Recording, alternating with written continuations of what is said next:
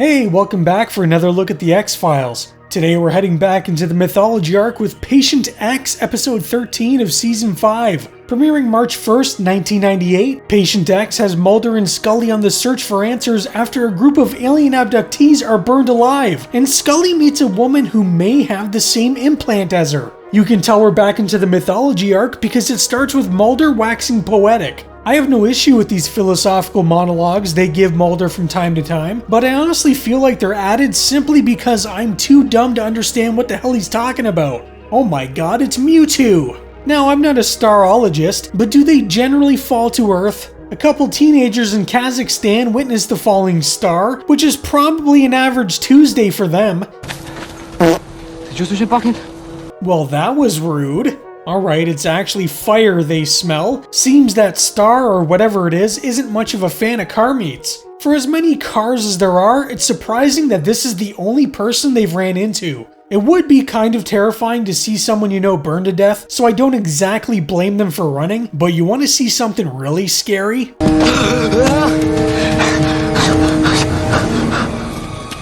What the hell was that? Don't worry everyone, the UN is here to take care of this monster thing, and we all know the UN are definitely not evil and can definitely be trusted. See, I told you they could be trusted. There's no way Marita could be evil. I'll tell him what you want me to tell him. Alright. The only one to survive this incident is young Dmitri, and I don't know what's worse, being caught by the UN or Krychek. Krychek and Marita get into a little competition to see who can speak Russian worse, and they're so secretive about what's going on that even I don't know what's going on. In the meantime, Mulder's sitting at a UFO panel discussing alien abductee Cassandra Spender, who's been dubbed Patient X. So I think we all know who the focal point of the episode's gonna be. Now this looks to be somewhat of a professional panel, so did Skinner tell Mulder he could have the day off to attend it, or is this considered actual FBI work? I feel like the FBI would want to distance themselves from something like this. That if you prepare people well enough to believe a lie, they will believe it as if it were true. Well, Mulder's right again, like always. He then talks about Cassandra's claims as if maybe she's been led to believe she was abducted as a means of coping with her mental and or physical disabilities, and that all this UFO stuff is really nothing more than military operations. At this point, Mulder has become more skeptic than believer, which I don't think the panel or audience was really expecting. Remember, Mulder is something of a celebrity in the UFO world. All the way back in season 1, Max Fennig went on about how closely they've been following Mulder's career through the X-Files and through the Freedom of Information Act. So imagine their shock when all these people went to see him live, thinking they were gonna get some juicy info on UFOs, and instead they get a beaten down, broken man who's not even sure they still exist anymore. A conspiracy wrapped in a plot inside a government agenda. You know it's bad when a panel of UFO experts look at you like you're the crazy one. Mulder then gets stopped by Dr. Werber, the man who helped recover some of Mulder's memories through hypnosis, and a man who we briefly saw all the way back in the pilot episode doing the same for Billy Miles. Dr. Werber seems to take a little offense to Mulder's claims that all this alien business has been bogus from the start, especially considering that's basically how the doc makes his living now. While Mulder might not believe his memories anymore, the doc here still believes, and he wants Mulder to meet his newest patient, Cassandra Spender. Back in Russia, poor Dmitri gets his ass beat by Krychek until eventually he tells him everything he knows. Not sure why he wouldn't just give up that info from the start, so that must mean he's hiding something pretty serious.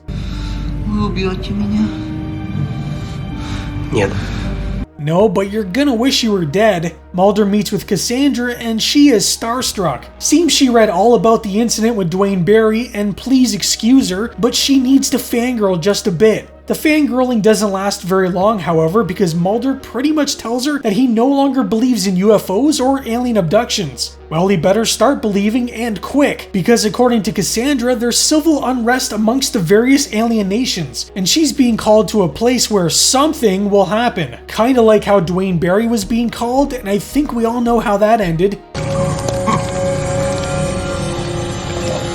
So the poor kid watches as everyone he knows burns to death, and now he gets to be a test subject for the black oil. At this point, I'd rather someone just take me out Old Yeller style. You know, Krychek is really screwed up when even the evil Russians think you've gone too far. Krychek has poor Dmitri stowed away on a ship, but I'm not sure what good water will do for him when his mouth is sewn shut. Agent Scully, my name is Jeffrey Spender, Special Agent Spender. Only halfway through the episode and Scully finally decides to show up, she's introduced to Jeffrey Spender, the son of Cassandra Spender, who needs to have a little word with Mulder. He also looks very familiar. I've got it! He was the great Mutato from the postmodern Prometheus, and definitely not anyone else. I said no one else.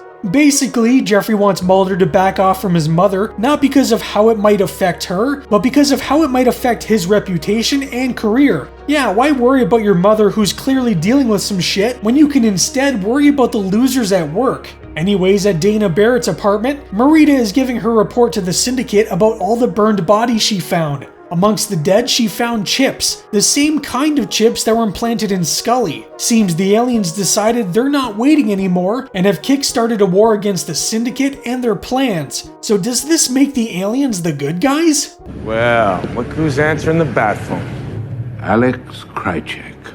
I don't know why Krychek is so surprised. Alfred answered the bat phone all the time. Anyways, Krychek calls up the Syndicate and offers them a deal. Everything they've been working on, including their research into a vaccine against the black oil, and in return, he'll give them the kid. Seems like a fair trade to me. Decades of research for a kid Krychek found out in the woods. Anyways, Mulder's clearly hard at work. Scully drops a newspaper on his desk and says, "Hey, aren't I supposed to be the skeptic?" She then brings up Cassandra Spender and Mulder blows it off like Cassandra is just another delusional UFO nut. But as Scully reads into Cassandra more, she realizes they have quite a bit in common. Cassandra was abducted at Skyland Mountain, which is where Dwayne Barry took Scully. She also has an implant in the base of her neck, just like Scully. So it seems like the person who was supposed to debunk the X-Files became the X-Files and is now starting to be the one who's the believer. It's kind of funny watching how Mulder's mood changes from episode to episode, depending on what the case is about. Vampires? Well, they're clearly real and he's all gung-ho about it. Invisible monsters in the woods? Well, obviously they're real too and you'd be crazy to question it. Aliens and UFOs? Well, they're all clearly fake, so I'm gonna be depressed about it and throw a fit anytime someone mentions it. I'm looking for, You're looking for what? a mountain, I think. You and everybody else. I also like to drive aimlessly without knowing where I'm going. Cassandra, they just washed those windows. But hey, who just walked into the room? Scully tells someone she's a medical doctor. Are you a doctor? Yes. Scully sits down to have a little girl-to-girl with Cassandra because these two ladies have quite a bit in common. Before she can really say anything, however, Cassandra calls out the fact that Scully feels like she needs to be somewhere but doesn't quite know the location. I'm gonna say it's probably wherever this guy is, but okay, who left on the fog machine?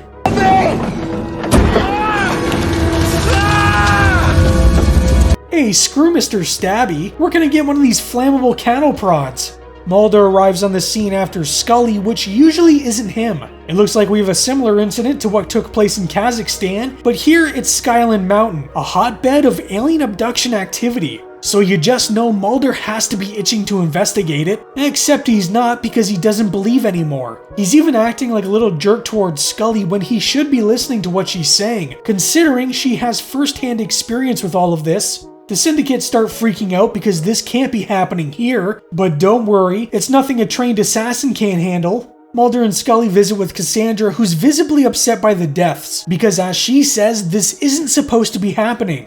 I asked you to leave her alone. Your mother called us about the incident in Virginia. Jeffrey Spender pulls the agents aside and lays into them, saying they're not supposed to be here and that his mother was part of some whack job UFO cult. While Mulder's fine with not helping, Scully is triggered by those fingerprints on the window. Does nobody notice this sketchy guy walk into her room? You think you can pull this off, don't you? I don't think that's what she meant by pull this off. Or maybe she did. Let's get out of this hole. Okay, there's just too many jokes. Anyway, Scully wakes up in the middle of the night and notices stars in the sky that look just like the fingerprints Cassandra left on the window. That has to be purely coincidental.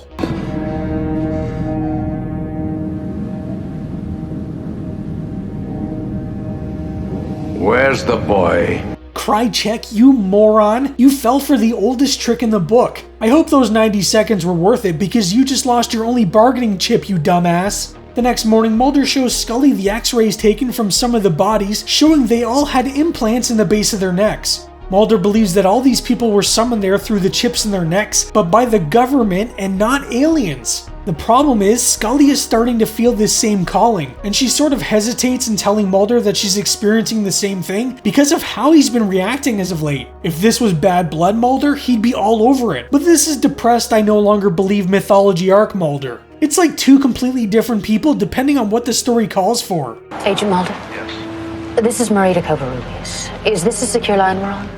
Yes. You know what? That's a lie. These lines are never secure. Marita calls up Mulder so she can let him know what happened in Kazakhstan and its relation to Skyland Mountain. But doesn't she know this Mulder no longer believes?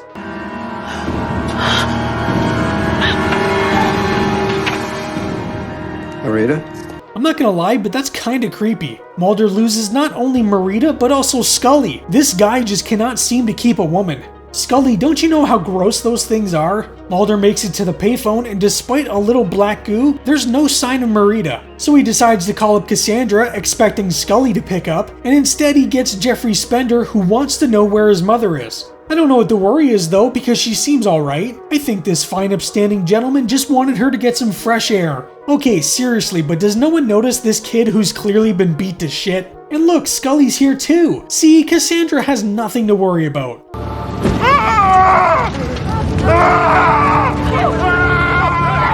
Alright, maybe she has a little bit to worry about.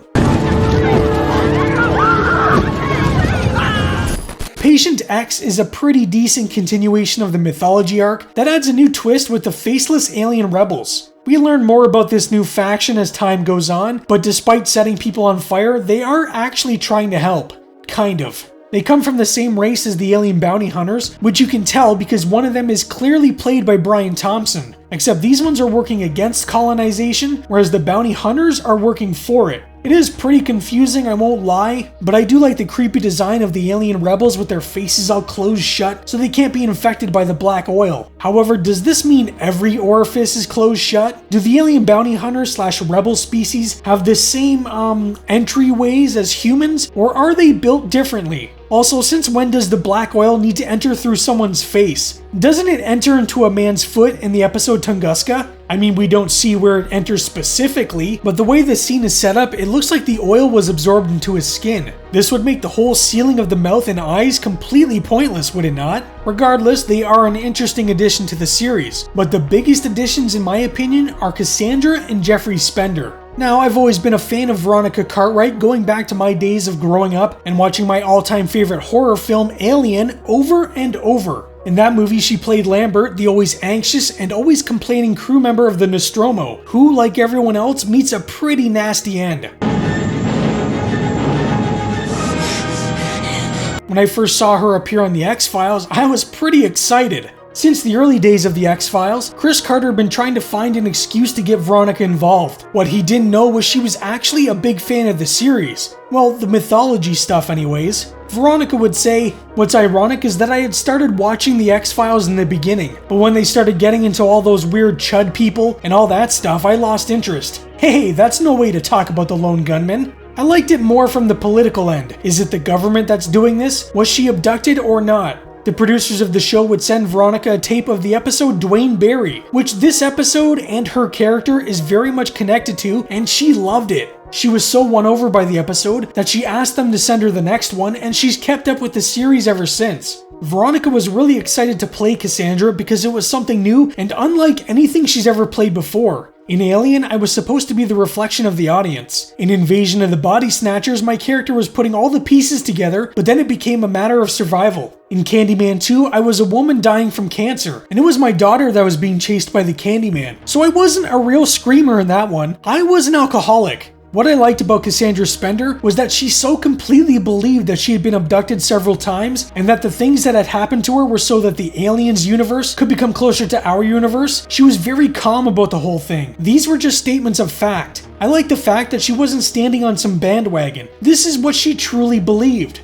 Director Kim Manners was thrilled to be working with Veronica since the two had known each other going back to their days as child actors. The funny thing is, even though they both remembered working together on a project as kids, neither of them could actually remember the name. And looking at their credits, I couldn't find any crossover between the two, so they might be misremembering, but I'll just take them at their word. One thing Kim remembers from the shoot was when he was setting up some close-up shots, Veronica asked him, "You're not really going to get that tight on me, are you?" And Kim responded, "Welcome to the X-Files." This is something I've noticed over the years as well. This show really likes its close-ups. Playing Veronica's son in this episode is someone fans of the series should already be pretty familiar with, that being Chris Owens. As I joked about earlier, Chris played the Great Mutato in the postmodern Prometheus, but even more importantly, he played the young cigarette-smoking man. Now, if you know this series, like I'm sure many of you do, does Chris Owens' casting ruin a future revelation about his character, or is it really not a big deal? I mean, Nicholas Lea played a different character before becoming Krychek, however his previous character was a one-off nobody, whereas Chris was playing the younger version of the series' biggest antagonist. I think it's pretty easy to look back and think that maybe they should have cast someone else in the role, but I'm wondering how people felt when the show first aired, and if they caught on that there might be more to Jeffrey Spender than we know.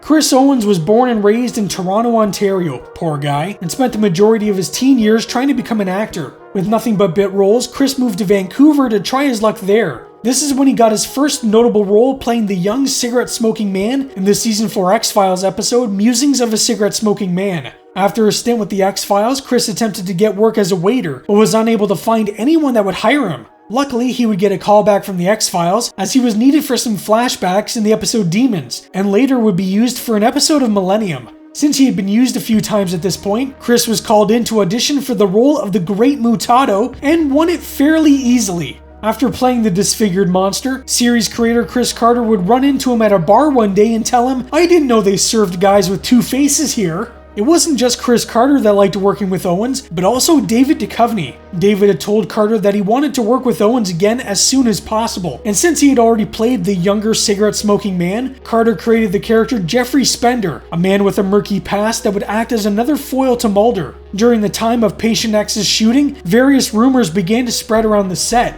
The first was that Chris Owens would be replacing David in Season 6, that he and David would be splitting episodes, that Chris's involvement meant the show would be staying in Vancouver, and that his casting was a misdirection and the show would still be leaving for LA. Chris heard it all, and none of it actually turned out to be correct. I mean, the show would still leave for LA, but his casting had absolutely nothing to do with it.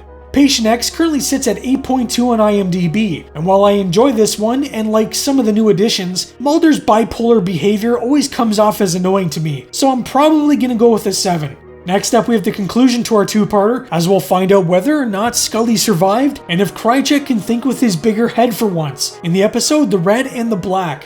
So what do you think of Patient X? Let me know down in the comments. Anyways, that's all for today. I hope I see you in the next one, and stay spooky! Something terrible is coming. You think it's related to your abduction? You can't deny the connection. After Agent Scully. Group abduction. Years away from that. Unless it's already begun. You're feeling it too, aren't you? That's why you were chosen. The X-Files. An all-new episode, Sunday at 9, 8 Central on Fox.